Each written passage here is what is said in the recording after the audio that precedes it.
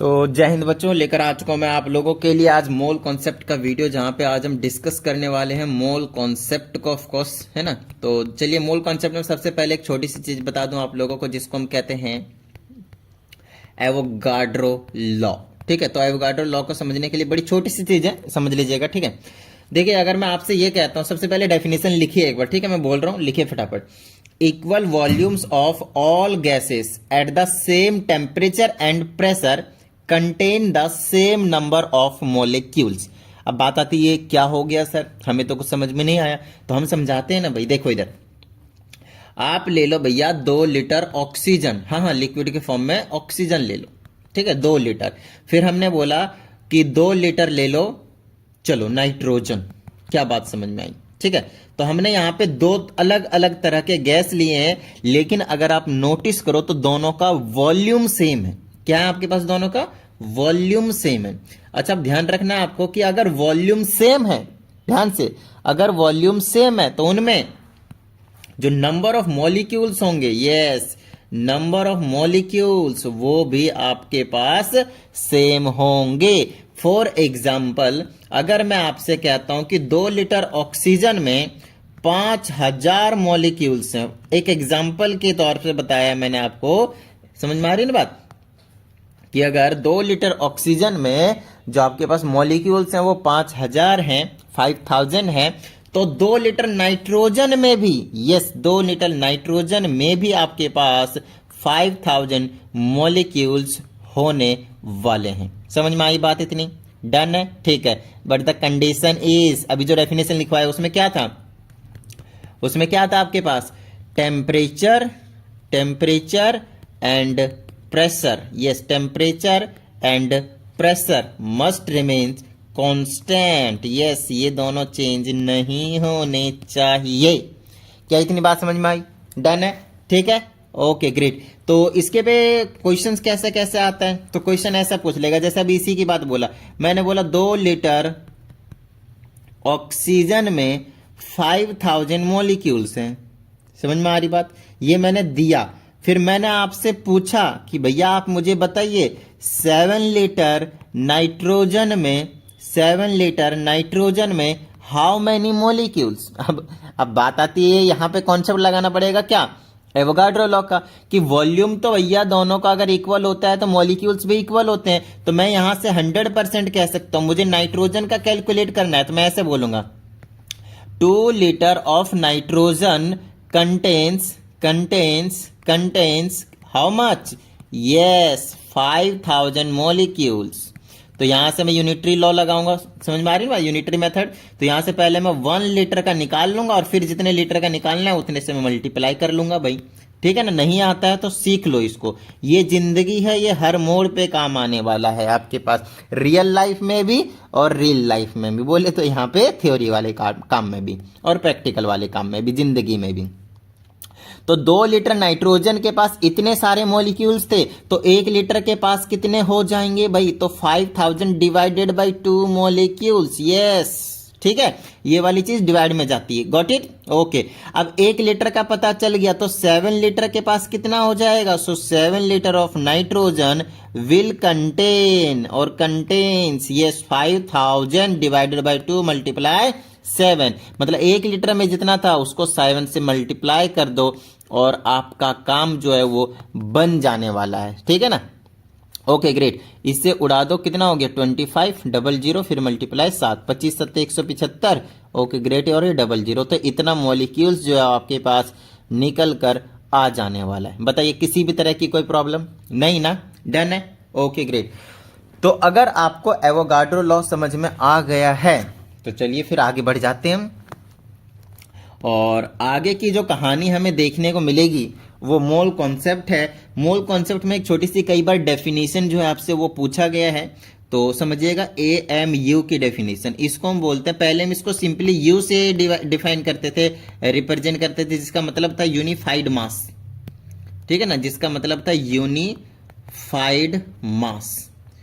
But अब इसको हम AMU से रिप्रेजेंट करते हैं, जिसका मतलब है एटॉमिक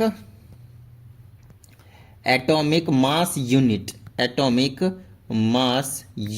ठीक है, चलिए इसकी डेफिनेशन कई बार पूछी गई है तो फटाफट हम आपको डेफिनेशन बता देते हैं, समझाएंगे भी, टेंशन मत लीजिए, सिर्फ डेफिनेशन लिखवाएंगे नहीं, ठीक है ना। इसका कहने का मतलब है mass of 1/12 of carbon 12 atom is 1 AMU। बस इतना ही डेफिनेशन याद रखनी है, कोई दिक्कत नहीं है। मैं समझा देता हूँ इस लाइन को, छोटी सी बात है। तो कहता है ये AMU कुछ और नहीं है, मास है। कितना मास है? 1/12। कितना? 1/12 किसका? कार्बन 12 के 1 एटम का। कार्बन 12 के 1 एटम के, ध्यान रखेगा। अब कार्बन 12 क्या है सर? तो आपने आइसोटोप्स पढ़े होंगे। अब आइसोटोप्स होते हैं क्या है? जिसके आपके पास क्या कहते हैं इसको, एटॉमिक नंबर तो सेम होते हैं, एटॉमिक नंबर आपके पास सेम होते हैं, बस जो मास नंबर होता है, मास नंबर वो डिफरेंट होते हैं। मास नंबर जो होते हैं वो आपके पास डिफरेंट होते हैं, ठीक है इतनी बात। तो उसी तरह से कार्बन के 3 आइसोटोप्स होते हैं। कार्बन के एटॉमिक नंबर 6, एटॉमिक नंबर 6 और फिर से atomic number 6। Carbon carbon carbon, atomic number 6, atomic number 6, atomic number 6, और आपके पास मास 12, 13, 14 ऐसे एग्जिस्ट करता है ये। तो हम कौन से वाले कार्बन की बात कर रहे हैं? हम इस वाले कार्बन की बात कर रहे हैं जिसका मास कितना? 12, इसलिए यहाँ पे C12 लिखा गया। तो इसके एक एटम का मास जो होता है, ध्यान रखिएगा, इसके एक एटम का जो मास होता है वो होता है, अच्छा उसका 1/12 करना है, मतलब 12 से ऐसे 1/12 ऑफ कार्बन के 1 एटम का मास, और वो होता है 1.9924, आगे 99 ले सकते हैं, 24 भी होता है, और इंटू में 10 की पावर, ध्यान रखिएगा, -23 ग्राम। यस, दिस इज इन ग्राम। जब आप इसे इसको डिवाइड कर देते हैं तो आपके पास रिजल्ट मिलता है 1.66 into 10 to the raise power -24 gram. बस ये याद रखने की चीजें और कुछ नहीं, तो ये 1 AMU की वैल्यू हो गई। समझ में आई बात इतनी? डन है, ठीक है, ग्रेट। अब आगे चलते हैं। ये तो निकाला हमने किसको? 1 AMU को। समझ में आ रही बात? 1 AMU की, ठीक है। अब इसी तरह से हमारे पास एवोगाड्रो अंकल ने एक एवोगाड्रो नंबर दिया था, एवोगाड्रो नंबर दिया था। तो एवोगाड्रो नंबर का कहना क्या है, समझाता हूं। इनका कहना है कि अगर आप किसी भी चीज के 1 मोल की बात करते हैं, अच्छे से समझिएगा, मोल कॉन्सेप्ट अब स्टार्ट हो चुका है, ठीक है ना, अच्छे से समझिएगा। 1 मोल की बात करते हैं तो उसमें हमेशा 6.02223 भी लिख सकते हैं आप, into 10 to the raise power 23 entities होंगे। एंटिटीज मतलब क्वांटिटी, ठीक है ना, एंटिटीज होंगे, नंबर्स होंगे, एक तरीके से आप नंबर्स को रिप्रेजेंट करेंगे, इतने सारे होंगे। जैसे आप बोलते हैं कि यार सेंचुरी, तो 1 सेंचुरी का क्या मतलब समझते हैं आप, है ना, समझ रहे हैं इन चीजों को? 1 सेंचुरी का मतलब क्या हो गया? 100। अब 100 वो कुछ भी हो सकता है, किसी भी चीज के बारे में बात कर सकते हैं, किसी के एज के बारे में बात कर सकते हैं, किसी के क्रिकेट में रन के बारे में बात कर सकते हैं। समझ में आ रही है बात? उसी तरह से यहाँ पे एंटिटीज की बात करेंगे हम, तो वो भी एक नंबर को रिप्रेजेंट कर रहे हैं कि इतने सारे होते हैं 1 मोल में। समझ में आ रही बात? जैसे हमने इसी तरह नॉर्मल एक डेली लाइफ में जो हम यूज करते हैं 1 डजन, 1 डजन भैया हमको 1 दर्जन केला दे दीजिए, बनाना। समझ आ रही बात? उसमें कितने होते हैं? 12 पीस। ये भी 12 किसको रिप्रेजेंट करता है? एंटिटीज को। अब जरूरी तो नहीं है सिर्फ मैं बनाने के लिए यूज करूं भैया, कहीं भी जाऊं मैं 1 डजन यूज कर सकता हूं किसी भी क्वांटिटी के लिए। उसी तरह से ये एक नंबर है, yes, this is a number which represents 1 mole of anything, ठीक है ना। जनरली हम यहाँ पे एटम्स, मॉलिक्यूल्स, ऐसी चीजों की बात करेंगे, तो वो कोई टेंशन वाली बात नहीं है, धीरे धीरे आपको समझ में आ ही जाने वाला है। समझ में आ रही बात? डन है, ठीक है, ओके, ग्रेट। तो ये चीज आपको ध्यान रखना है, इसको एवोगाड्रो नंबर के नाम से जाना जाता है, और कई बुक में NA से रिप्रेजेंट किया गया और कई जगह पे N0 नॉट से रिप्रेजेंट किया गया है। जनरली मैं NA से करूंगा, ध्यान रखिएगा। नंबर कौन सा है? एवोगाड्रो वाला। समझ में आई क्या? चलो भाई आगे बढ़ा जाए। अब यहाँ पे आपको वैसे तो एटॉमिक मास गिवन होते हैं, बट फिर भी आपको मैं सजेस्ट करूंगा 1 से लेकर 20 तक एटलीस्ट याद रखें। जैसे कि हाइड्रोजन का 1 होता है, हीलियम का 4 होता है, लिथियम का 7 होता है, बेरिलियम का शायद 9 होता है, हाँ 9 होता है, और बोरोन का 11 होता है, 10.8 होता है, तो 11 राउंड ऑफ करके लिख रहा हूँ। कार्बन का 12 होता है, नाइट्रोजन का 14 होता है, ऑक्सीजन का 16 होता है, और क्या बचा? ऑक्सीजन के बाद फ्लोरीन के बाद 19 ले लीजिए, नियॉन ले लीजिए, शायद 20 होता है, नहीं तो 21 ले, देख लीजिएगा एक बार, कंफर्म कीजिएगा प्लीज। वैसे कोई दिक्कत नहीं है, 20 ही होगा जहां तक मुझे आइडिया है। और सोडियम का 23, मैग्नीशियम का 24, एल्युमिनियम का 27, सिलिकॉन का 28, फॉस्फोरस 31, ये 27 है, ध्यान रखिएगा। उसके बाद आ जाएगा सल्फर 32, क्लोरीन, क्लोरीन का याद रखिएगा 35.5 होता है। फिर आर्गन, आर्गन का 40 होता है, पोटेशियम का 39 होता है, और फिर कैल्शियम का 40 होता है। तो ये आपको मैंने 20 तक बताया। वैसे आपके पास और भी कुछ फ्रीक्वेंट आएंगे, आपको वैसे एटॉमिक मास की टेंशन नहीं लेना, गिवन होंगे, बट ये याद रखिएगा तो सही है। वैसे नहीं भी याद रखिएगा तो भी कोई टेंशन वाली बात नहीं है, ठीक है ना। ओके, अगर हम आगे की बात करते हैं यहाँ पे, तो कुछ चीज़ें हैं, प्रॉपर तरीके से समझिएगा। एक होता है फॉर्मूला मास, ठीक है ना, फॉर्मूला मास, या फिर इसी को जनरली हम मॉलिक्यूलर मास के नाम से जानेंगे। हाउ टू कैलकुलेट, बहुत अच्छे से समझिएगा, मॉलिक्यूलर मास। जैसे मैंने बोला कार्बन डाइऑक्साइड, तो कार्बन डाइऑक्साइड का मास कितना होता है, 1 मोल का मास कितना होता है, 1 मोल भी समझाऊंगा। तो इसका मास जो निकालते हैं ऐसे, कार्बन का भी बोला मैंने आपके पास 12 होता है, प्लस में एक ऑक्सीजन का 16 होता है, ऑक्सीजन के एक एटम का, ठीक है। तो इसको जब 2 हो गए, है ना, तो 2 हो गए तो कितने हो गए 32, तो 32 और 2 से मल्टीप्लाई करने के बाद, ठीक है ना। अब इन दोनों को ऐड कर दीजिए 44 ग्राम। समझ में आ रही होगी बात, डन है। उसी तरह से मान लीजिए आपके पास H2O हो गया, H2O हाइड्रोजन का एक होता है, लेकिन 2 हाइड्रोजन है, 2 लूंगा बीच में प्लस, फिर कितना होगा ऑक्सीजन का 16, टोटल 18 ग्राम। समझ में आ रही होगी बात, ठीक है। चलिए मान लेते हैं कैल्शियम कार्बोनेट है। अब इसमें क्या क्या है, कैल्शियम है, कैल्शियम का 40 होता है, बीच में आपको प्लस लगाना है। कार्बन का 12 होता है, और फिर ऑक्सीजन का होता है 16 है, लेकिन 3 है तो 16 3 जा 48, ऐड कर दीजिए कितना हो जाएगा 48 12 60 40 100, 100 ग्राम। समझ में आ रही होगी बात, डन है, 100 ग्राम। ओके, आगे चलिए। इस तरह से आपके पास मान लीजिए हमने दे दिया आपके पास सोडियम कार्बोनेट, सोडियम का कितना होता है 23, तो 2 है तो 46 लूंगा, कार्बन का 12 और 16 या 48, कोई दिक्कत भाई, ऑक्सीजन के 3 है, ठीक है ना। कितना हो गया 106, जोड़ दीजिए, ग्राम में मोज लीजिए। नेक्स्ट है आपके पास मान लीजिए C6H12O6 से, कहने का मतलब क्या है, दिस इज योर ग्लूकोज, ठीक है ना, this is your glucose. Carbon का 12 12 6 72, प्लस में हाइड्रोजन का 1 होता है, लेकिन 12 है तो 12 से इंटू कर लेंगे। ऑक्सीजन का 1 होता है, सॉरी 16 होता है, तो 16 से मल्टीप्लाई करेंगे तो 96, ऐड कर दीजिए, आपको मिलेगा 180 ग्राम। आगे चलिए, C12H22O11, समझ में आ रही होगी बात, क्या है ये C12H22O11, इसका नाम है सक्रोज, शुगर कह लीजिए सिंपली, ठीक है ना। चलिए कार्बन का 12 से 12 मल्टीप्लाई करेंगे 144, 144, बीच में प्लस, हाइड्रोजन का 22 हो गया, ऑक्सीजन का 16 से 11 को मल्टीप्लाई कर लेंगे, 16 होते हैं 160 और 16 186, 186, इन सबको ऐड कर दीजिएगा, 342 ग्राम निकल कर आ जाएगा। तो कुछ इस तरह से आपको मॉलिक्यूलर मास निकालना आना चाहिए। और जो इंडिपेंडेंटली एग्जिस्ट करते हैं, जैसे कि सोडियम हो गया, मैग्नीशियम हो गया, आपके पास एल्युमिनियम हो गया, है ना, आयरन हो गया, कुछ हीलियम हो गए, नियोन हो गए, आर्गन हो गए, इनके मॉलिक्यूलर मास एम से रिप्रेजेंट करेंगे। मॉलिक्यूलर मास कुछ और नहीं, इनका जो एटॉमिक मास होते हैं वही होते हैं। जैसे इसका 23, इसका 24 हो गया, एल्यूमिनियम का 27 हो गया, आयरन का आपके पास 56 होते हैं, या फिर 56.5, शायद 0.5 भी बता दूंगा है या नहीं है। हीलियम का 4 हो गया, नियोन का आपके पास 20 हो गया, आर्गन का 40 हो गया, और ये क्या बता दिया था मैंने, आर्गन के बाद ETC है। चलिए कोई टेंशन वाली बात नहीं है, ठीक है। Okay great. तो कुछ इस तरह से आपके पास मॉलिक्यूलर मास आपको निकालना आना चाहिए, क्योंकि अभी हम मोल कॉन्सेप्ट में बड़े फ्रीक्वेंटली से यूज करने वाले हैं। The most most most important चीज बताने जा रहा हूं, बहुत अच्छे से समझिएगा, यस बहुत ही अच्छे से समझिएगा, बहुत ज्यादा इंपॉर्टेंट चीज समझाने जा रहा हूं अभी मैं आप लोगों को, ठीक है। तो सबसे पहला है मोल, यस मोल्स की बात करेंगे। तो अभी ऊपर भी बताया कि एक मोल में कितने एंटिटीज होते हैं, ये बताया मैंने आप लोगों की, but how will you calculate mole, वो कंडीशन बताने जा रहा हूं, वो फॉर्मूला बताने जा रहा हूं। 3 फॉर्मूले बताऊंगा, यस 3 फॉर्मूले बताऊंगा। Number of, first formula in terms of, बहुत अच्छे से समझिएगा, इन टर्म्स ऑफ मास, बोले तो ग्राम के टर्म्स में बताऊंगा। इसका नंबर ऑफ मोल्स को जनरली मैं रिप्रेजेंट करता हूं स्मॉल n से, किससे, स्मॉल n से। तो यहां पे मैं लिखूंगा number of moles is equal to जितना मास गिवन होंगे, यस गिवन मास अपॉन में molecular mass, given mass upon में molecular mass will be your number of moles. क्या इतनी बात समझ में आ गई।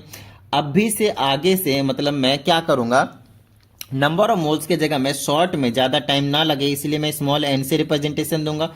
गिवन मास को मैं W से रिप्रेजेंट दूंगा, W से, और मॉलिक्यूलर को मास को मैं कैपिटल एम से रिप्रेजेंट दूंगा। क्या इतनी बात समझ में आ गई? डन है, ठीक है। तो नंबर ऑफ मोल्स का फॉर्मूला मैं लिखूंगा गिवन मास अपॉन में मोलिक्यूलर मास, गिवन मास अपॉन में मोलिक्यूलर मास। क्या इतनी सी बात समझ में आ गई? डन है, ठीक है, ग्रेट। चलिए आगे की बात करते हैं। ये वो first formula in terms of mass. Second formula in terms of कैसे अप्लाई करना है वो हम आपको बताएंगे, टेंशन मत लीजिए। इन terms of atoms, yes atoms, या फिर उसके जगह पे आपके पास कुछ भी मॉलिक्यूल्स वगैरह जो है वो गिवन हो सकते हैं। तो फिर से वही चीज है आपके पास, नंबर ऑफ मोल्स। अब नंबर ऑफ मोल्स जब एटम्स के टर्म में है, देखिए मास के टर्म में था तो गिवन मास था और अपॉन में मॉलिक्यूलर मास। तो जब एटम्स के टर्म्स में है तो ऊपर क्या आएंगे? Given number of atoms, given number of atoms, मतलब कितने एटम्स आपको गिवन है, इसके जगह मॉलिक्यूल्स भी हो सकते हैं, बताऊंगा कैसे, टेंशन मत लीजिए। डिवाइडेड बाय में Avogadro number, yes divided by में एवोगाड्रो नंबर। अगर आप इन दोनों फॉर्मूले को थोड़ा सा रिलेट करने की कोशिश करें तो आपको पता चलेगा जो इन दोनों के डिनोमिनेटर में है वो आपको पहले से मालूम होगा। आई हाई हाई, देखिए इसके एवोगाड्रो नंबर आपको मालूम है 6.02 × 10⁻23। सिमिलरली मॉलिक्यूलर मास आपको कैलकुलेट करना सिखा दिया है, जिसकी भी बात करेंगे। तो ये डिनोमिनेटर वाली चीज आपको हमेशा मालूम होगा, ठीक है, और ऊपर वाली चीजें गिवन होंगी, फिर हम तुरंत निकाल देंगे। चलिए थर्ड नंबर के फॉर्मूले पे पहुंच जाते हैं, ठीक है। और थर्ड नंबर के फॉर्मूले में जो आपको देखने को मिलेगा वो क्या है भाई? इन terms of volume, yes in terms of volume. थोड़ा सा कम यूज करेंगे इस वाले फॉर्मूले को, यस थोड़ा सा कम यूज करेंगे, ठीक है ना, थोड़ा सा, तो ध्यान रखिएगा, कोई दिक्कत नहीं है। तो यहां से फिर से हमारे पास नंबर ऑफ मोल्स निकालेंगे यहां से। तो नंबर ऑफ मोल्स किसके इक्वल हो जाएगा भैया? तो नंबर ऑफ मोल्स जो है हमारे पास इक्वल हो जाएंगे गिवन वॉल्यूम के। यस ऊपर हमेशा क्या है आपके पास? गिवन वॉल्यूम है। तो सर नीचे भी तो हमें पता होगा यस पता होगा, नीचे वाला हमेशा आपको पता होगा, वॉल्यूम एट एसटीपी लेना है, वॉल्यूम एट एसटीपी लेना है। तो अब ये चीज तो आपको तो नहीं पता, तो सर हमें बता दीजिए। तो वॉल्यूम एट एसटीपी आपको याद रखना है कितना भैया? 22.4 लीटर, याद हुआ? 22.4 लीटर, मतलब हमेशा फिक्स से नीचे क्या आएंगे? 22.4 लीटर। अच्छा इसको सिंबॉलिक रिप्रेजेंटेशन दे दूं क्या इन टर्म्स ऑफ एटम्स वाले को? चलिए तो नंबर ऑफ मोल्स के लिए नो डाउट एन रहने वाला है, गिवन नंबर्स के लिए सिंपल एन लिख देता हूं, और एवोगाड्रो आपको बता ही दिया था अभी ऊपर, एन से रिप्रेजेंट करेंगे। समझ में आई बात? तो ये एक फॉर्मूला हो गया, ठीक है, ओके। अब इसको भी कुछ सिंबॉलिक रिप्रेजेंटेशन दे दूं। नंबर ऑफ मोल्स के लिए तो एन ही है, गिवन वॉल्यूम के लिए वी लिख देता हूं, और नीचे फिक्स कर देता हूं 22.4, झंझट ही खत्म। समझ में आई बात? तीनों फॉर्मूले, इन तीनों में से जो पहला और दूसरा फॉर्मूला है, first and second, are the most important formulas that you will use frequently. Yes, the most important formula, the first one that is in terms of mass, and the second one which is in terms of number of atoms, और you can say molecules. क्या इतनी सी बात समझ में आ गई? Done है।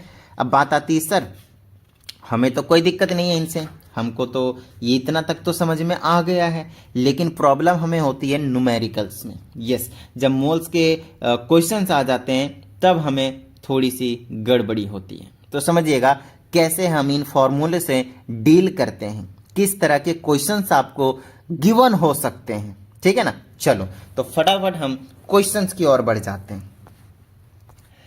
तो आपको अभी तक जो बताया मोस्ट इंपॉर्टेंट फॉर्मूले जो यूज होंगे वो पहला और दूसरा है। तो मैं क्या करूंगा, number of moles is equal to given mass upon में मॉलिक्यूलर मास, दूसरा number of moles is equal to given number of atoms upon में एवोगाड्रो नंबर। ये दोनों फॉर्मूले में लिख लूंगा। क्या इतनी सी बात समझ में आई? ये दोनों ही फॉर्मूले में क्या करूंगा, लिख लूंगा, ठीक है ना। ये दोनों ही फॉर्मूले में लिख लूंगा। और अब क्या करना है इन दोनों फॉर्मूले को लिखने के बाद? पहले क्वेश्चन तो दो यार, चलो क्वेश्चन देते हैं। चलो देखो, हमने आपसे बोला find number of moles, N मतलब नंबर ऑफ मोल्स किसका, कितना दे दूं? 18 25 90, 90 18 कम कर देते हैं, 18 चौक 72, 72 9 81 कर लेते हैं। 81 ग्राम ऑफ वाटर, ऐसे करके दिया रहेगा। तो ये पहले इस वाले फॉर्मूले के बेस पे दिया मैंने आप लोगों की, नंबर ऑफ मोल्स का फॉर्मूला है मास के टर्म में, तो मास वाला ही फॉर्मूला लगने वाला है, इसमें एटम्स का कोई चक्कर नहीं है, ठीक है ना। तो नंबर ऑफ मोल्स निकालना है, तो नंबर ऑफ मोल्स का फॉर्मूला क्या होता है, गिवन मास, ऊपर में क्या है गिवन मास, और गिवन मास क्या है 81 डिवाइडेड बाय में ग्राम में लिख सकते हैं, कोई टेंशन वाली बात नहीं है। नीचे में मॉलिक्यूलर मास, तो किसका मॉलिक्यूलर मास, किसका नंबर ऑफ मोल्स निकालना है, वाटर का, तो वाटर का फॉर्मूला क्या होता है H2O, तो H2O का निकालेंगे 2, हाइड्रोजन का 2 और इसका 16 भी निकाल कर बताया था ना 18 ग्राम, ठीक है। तो 18 ग्राम नीचे लिख लेंगे, तो ये आ जाएगा N इज इक्वल टू ग्राम से ग्राम, हमेशा ये यूनिट लेस होता है तो टेंशन लेने की कोई जरूरत नहीं है, number of moles is unit less, ठीक है। 18 से डिवाइड कर दो कितना आ जाएगा 4.5 मोल, खत्म बात, समझ में आई बात, डन है। तो नंबर ऑफ मोल्स कितना आया 4.5, नंबर ऑफ मोल्स कितना आया 4.5, नंबर ऑफ मोल्स कितना आया 4.5, ग्रेट। चलिए सर ऐसा कीजिए, क्या इससे हमें कुछ और तरीके से घुमा फिरा कर क्वेश्चन पूछा जा सकता है, बिल्कुल सर पूछा जा सकता है, आपसे गिवन मास पूछा जा सकता है, यस गिवन मास पूछा जा सकता है। ऐसे बोल देंगे जैसे अभी नंबर ऑफ मोल्स आपसे निकलवाया, अब आपसे नंबर ऑफ मोल्स नहीं निकलवाएगा, यस अब आपको नंबर ऑफ मोल्स दे देगा और बताएगा बताओ गिवन मास कितना है, बताओ गिवन मास कितना है। तो ऐसे भी क्वेश्चन पूछा जा सकता है इसी को उल्टा करके। देखिए मॉलिक्यूलर मास आपसे पूछेगा नहीं क्योंकि वो आपको हमेशा पता होगा, तो यहाँ पे दो ही चीज बच गए, एक स्मॉल एन और एक AW गिवन मास और एक नंबर ऑफ मोल्स। तो आपकी बार अगर मैंने बोला find mass of 4.5 mole, 4.5 mole of water, इसी क्वेश्चन को मैंने रिवर्स कर दिया। अब की बार मैंने इसी क्वेश्चन में जो नंबर ऑफ मोल्स आपने फाइंड किया है उसी को मैंने दे दिया और आपसे मास पूछ लिया, तो फिर से वही फॉर्मूला लगाने वाला हूं, number of moles is equal to given mass upon molecular mass. Number of moles मालूम है मेरे पास 4.5 है, गिवन मास नहीं मालूम, मॉलिक्यूलर मास वाटर का हमने अब रट लिया है 18 है, बार बार यूज होगा, क्रॉस मल्टीप्लाई करेंगे W ले जाएंगे और वो हमें 81 ग्राम निकल कर आ जाएगा, बात खत्म। बताइए किसी भी तरह की कोई प्रॉब्लम नहीं ना, डन है, ठीक है। चलिए तो अब एटम के टर्म्स में, यस एटम के टर्म्स में बता देता हूं, अब मैं आप लोगों को थोड़ा सा एटम्स के टर्म में समझा देता हूं। तो फिर से वही बिल्कुल सेम चीज है, एटम्स के टर्म में कोई अलग चीज नहीं है। आपको मैंने बोला something like this, calculate number of atoms, number of या फिर number of mole in 15 point कितना हो जाएगा, चलिए 15 की जगह 18 ले लेते हैं, इजी होगा कैलकुलेशन और कुछ नहीं, आपको उसी हिसाब से दिया जाएगा, टेंशन मत लीजिएगा। 066 into 10 to the raise power 24 कर देते हैं, 4 कर देते हैं, टिडिंग करके 4 कर देते हैं, इन एटम्स ऑफ चलिए मॉलिक्यूल्स कर लेते हैं, मॉलिक्यूल्स ऑफ कार्बन डाइऑक्साइड, बात खत्म, ठीक है। तो कार्बन डाइऑक्साइड के इतने मॉलिक्यूल्स हैं तो मेरे को मालूम करने का है, तो मेरे को मालूम करने का है वो कितने मोल्स के इक्वल है, उसमें कितने नंबर ऑफ मोल्स होंगे, समझ में आ रही होगी बात, डन है। चलिए तो देखिए नंबर ऑफ मोल्स का फॉर्मूला क्या होता है, given number of atom upon में एवोगाड्रो नंबर, कोई दिक्कत भाई नहीं। तो गिवन नंबर ऑफ एटम्स नहीं मालूम, क्या मालूम है sir 6.066 into 10 to the raise power 24 divided by में, यस डिवाइडेड बाय में क्या, चलो देख लेते हैं, एन ए मालूम है अपने को 6.23। देखिए ये वाली चीज इससे जब वो कैंसिल आउट करेंगे तो बिल्कुल एग्जैक्ट 3 से कैंसिल होगा। अगर आपको ना समझ में आता हो इस टाइप के क्वेश्चंस को सॉल्व करने के लिए तो आप क्या करना, डेसिमल के बाद वाली वैल्यू को इग्नोर मारना, सिर्फ इनसे कैंसिल कर लेना, बात खत्म है ना, आपको उसी हिसाब से दिया हुआ रहेगा, टेंशन मत लीजिएगा, ठीक है। चलिए ओके, तो अब बात आती है सर इससे इसको कैंसिल करेंगे कितना बचेगा, अरे 10 बचेगा, बताओ कैसे, ये देखो 10 की पावर 24 है, ये कितना 10 की पावर 23 है, बेस सेम होता है पावर माइनस होता है, 10 की पावर 1 हो जाएगा, 10 की पावर 1 मतलब 10, तो 3 इंटू 10 कितना बचा, कितना हो गया मतलब 30, सो 30 मोल इज योर आंसर, समझ में आई ना बात, डन है।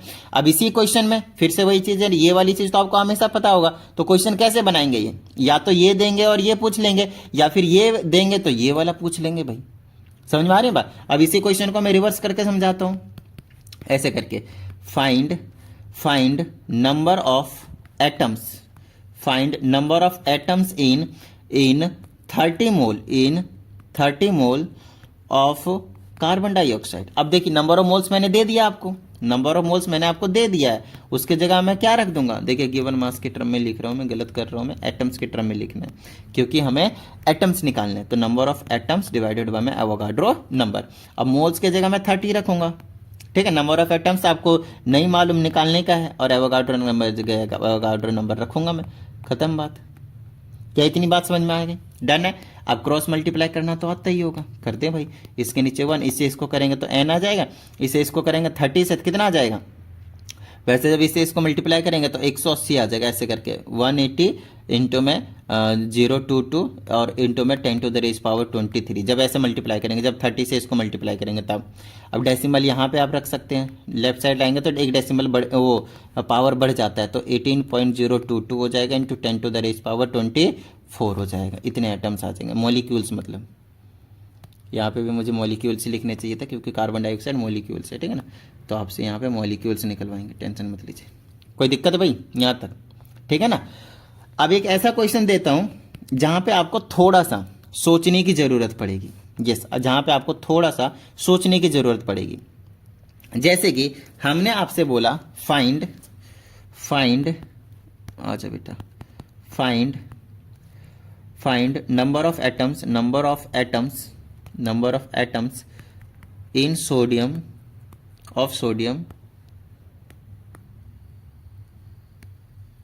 number of atoms in 46 gram of sodium, 46 gram of sodium. अब ये है ना क्वेश्चन, देखिए बहुत अच्छे तरीके से समझिएगा। आपको क्या बोला, कोई भी क्वेश्चन आए सबसे पहले दोनों फॉर्मूला को लिख दो, तीसरा भी लिख सकते हैं, कोई टेंशन वाली बात नहीं है, बट ज़्यादातर आपको यही वाली चीज़ जो है वो देखने को मिलेगा, यही वाला फॉर्मूला ज़्यादा फ्रिक्वेंटली यूज होते हैं ये दोनों, ठीक है। ओके, अब यहाँ पे आप चीज़ों को समझिएगा। हमसे बोला है नंबर ऑफ एटम्स कैलकुलेट करने के लिए और हमें दे दिया है इन्होंने क्या, मास। अब ये तो गलत बात है ना भाई, मास दे के आप नंबर ऑफ एटम्स पूछ रहे हो, कोई दिक्कत नहीं, हमें इन दोनों फॉर्मूले को यूज करने की जरूरत पड़ेगी। सबसे पहला काम क्या करूंगा, मैं नंबर ऑफ मोल्स निकालूंगा, मास के टर्म में ही निकालूंगा। तो नंबर ऑफ मोल्स का फॉर्मूला हो गया गिवन मास अपन मोलिकुलर मास, क्योंकि गिवन मास दिया 46, मोलिकुलर मास क्या आएगा, क्योंकि एटम सोडियम अकेला दिया है तो उसका 23 होता है। तो नंबर ऑफ मोल्स कितना हो गया डिवाइड करने के बाद 2। अब देखिए नंबर ऑफ मोल्स आ गया ना, अब मैं एटम्स निकाल सकता हूँ। टारगेट रखिए हमें निकालना क्या था, number of atoms. Number of atoms निकलेगा इसी फॉर्मूले से क्योंकि इसी में है ये। अब उसके लिए मुझे क्या चाहिए, नंबर ऑफ मोल्स चाहिए था, तो उसके लिए आपको यहाँ पे मास के टर्म में चीजें गिवन थी। तो मास के टर्म में हमने पहले मोल्स निकाल लिए और उस मोल्स का यहाँ पे रखने के बाद हमने एटम्स निकाल दी। समझ में आई ना, अभी निकाला नहीं, अब निकाल लेंगे। तो number of moles is equal to number of atoms divided by Avogadro number. कोई दिक्कत यहां तक नहीं ना। चलो अब मैं क्या करूंगा, नंबर ऑफ मोल्स हमारे पास कितने हैं, 2 हैं, नंबर ऑफ एटम्स निकालने हैं, एवोगाड्रो नंबर अपने को मालूम है, तो मैं यहाँ पे पुट कर लूंगा 6.022 और इंटू में 10 to the raise power 23 atoms. कोई दिक्कत नहीं ना। चलो क्रॉस मल्टीप्लाई करते ही आपको मिल जाएगा एन की वैल्यू, वो हो जाएगा 12.044 इंटू में 10 to the raise power 23 atoms. कोई दिक्कत यहाँ तक, डन है, ग्रेट। चलिए, तो अभी तक मैंने आप लोगों को नंबर ऑफ मोल्स की जो कंडीशंस थी वो सारी चीजें क्लियर करवा दिया है। समझ में आ रही होगी बात, ठीक है। ठीक है, तो हो सकता है यहाँ पे आप लोगों को न्यूमेरिकल्स की प्रैक्टिस करने में, वैसे तो मैंने आपको जो कंसेप्ट बताया आप लगाएंगे, no doubt you will be able to solve. फिर भी अगर आप लोगों को लगता है कि न्यूमेरिकल्स में प्रॉब्लम है तो कमेंट करके बताइएगा। और इसके अलावा भी अगर किसी को फिर भी समझ में नहीं आता, लाइक यूट्यूब पे देख लिया वीडियो फिर भी प्रॉब्लम है न्यूमेरिकल्स को सॉल्व करने में, तो आप लोगों के लिए एक छोटा सा है पर्सनल क्लास के लिए, and this will be paid, क्योंकि एक पर्सनल टाइम दूंगा मैं आप लोगों को, तो उसके लिए मुझे भी कुछ ना कुछ बनता है भाई, मेरे टाइम की कीमत होनी चाहिए कुछ ना कुछ, ठीक है ना। मैं अपना टाइम एनर्जी सब कुछ लगाऊंगा, तो पर्सनल क्लास आप ले सकते हैं। उसके लिए आपको करना कुछ नहीं है, 7428525669 पे आपको क्या करना है, व्हाट्सअप करना है और उसके बारे में सारी डिटेल आपको मिल जाएंगे, ठीक है। चलिए फिर आगे बढ़ते हैं, और आगे हमारे पास एक छोटा सा टॉपिक है जिसको हम वेपर डेंसिटी के नाम से जानते हैं। तो देखिए वेपर डेंसिटी होता क्या, सबसे पहले तो आपको यही चीज समझनी पड़ेगी, ठीक है ना, यही चीज आपको समझनी पड़ेगी, ठीक है। ओके, टिडिंग करके देखिए वेपर डेंसिटी जो है वो एक रिलेटिव डेंसिटी की बात कर लेते हैं, और किसी भी चीज का डेंसिटी आप ऊपर रखिए और नीचे आपको रखना है आपके पास डेंसिटी किसका, हाइड्रोजन गैस का, H2 का, डायटोमिक फॉर्म का। डेंसिटी की बात कर रहे हैं कि नीचे किसका रखना है आपके पास, हाइड्रोजन गैस का, तो उसी चीज को हम कहते हैं उसकी वेपर डेंसिटी, ठीक है। डेंसिटी को अगर वॉल्यूम में अगर ध्यान रखिएगा, दो गैस अगर मैं लेता हूं जो कि इक्वल वॉल्यूम होंगे, इक्वल वॉल्यूम में लूंगा तो डेंसिटी का फॉर्मूला होता है मास m1 ले लेता हूं, वॉल्यूम सेम रखूंगा, मास इसका m2 ले लेता हूं, वॉल्यूम सेम रखूंगा, वॉल्यूम से वॉल्यूम कैंसिल हो जाएगा तो मेरे पास बचेगा m1 अपॉन में m2। तो वेपर डेंसिटी का जो फॉर्मूला निकल कर आया वो m1 अपॉन में m2। अब ध्यान रखिएगा, इसका अगर मास m होगा तो हाइड्रोजन डायटोमिक के फॉर्म में एग्जिस्ट करता है तो उसका डबल होगा उसके मास का, एक एटम का, और इसका डबल होगा हमेशा हमेशा हमेशा। समझ में आ रही है ना बात? तो अच्छा, ये वाली चीज़ है पहले के कन्वेंशन के हिसाब से, इसको ऐसे मत कीजिए, इसको थोड़ा सा ऐसे समझ लीजिए, ऐसे समझ लीजिए। ये जो m1 मास हुआ और ये वाला जो m2 मास हुआ वो क्या होने वाला है आपके पास, ये वाला डायटोमिक के फॉर्म में होता है तो इसको हम डबल कर लेते हैं, तो 2m2 कर लेना, आपको डबल कर लेना। और ये m1 अपॉन m2 जो बचा, मतलब मास ऑफ पहले वाले गैस का और नीचे मास ऑफ हाइड्रोजन का, इसको पूरे को हम कहते हैं मॉलिक्यूलर मास। ये रिलेटिव के हिसाब से रखा हुआ है, molecular mass, molecular mass divided by में 2। ठीक है बात? देखिए, अगर किसी को कुछ समझ में नहीं आया तो ज़्यादा टेंशन मत लीजिएगा, ये जो फॉर्मूला निकला एक बड़ा काम का है। मॉलिक्यूलर मास आपको निकालने के लिए डबल कर देना है वेपर डेंसिटी का, बस आपको इतना याद रखना है क्योंकि आपको मॉलिक्यूलर मास की ज़रूरत पड़ेगी। ठीक है ना, आपको मॉलिक्यूलर मास की ज़रूरत पड़ेगी। ठीक है ना, तो ओवरऑल ये था आपके पास। ज़्यादा क्वेश्चन इस पर ज़्यादा फ्रीक्वेंटली नहीं बनते हैं, जो क्वेश्चंस फ्रीक्वेंटली बनते थे वो मैंने आपको समझाया, नंबर ऑफ मोल्स वाले पे बनते हैं, बहुत ही अच्छे तरीके से समझिएगा। और हमारे पास अगली वीडियो के जो टॉपिक होने वाले हैं वो होगा, बड़ा ही इंपॉर्टेंट टॉपिक है, empirical formula and molecular formula. तो आई होप आप लोग अगली क्लास के लिए बेसब्री से इंतजार करेंगे क्योंकि उसमें मैं आपको बहुत ही अच्छे तरीके से एक्सप्लेन करूंगा empirical formula and molecular formula. तो उम्मीद करता हूं आप सभी को समझ में आया होगा, और अगर ऐसा है तो फटाफट वीडियो को लाइक करके सब्सक्राइब कर लीजिए चैनल को। चलिए मिलते हैं अगली वीडियो में, प्रैक्टिस करते रहिएगा। जय हिंद।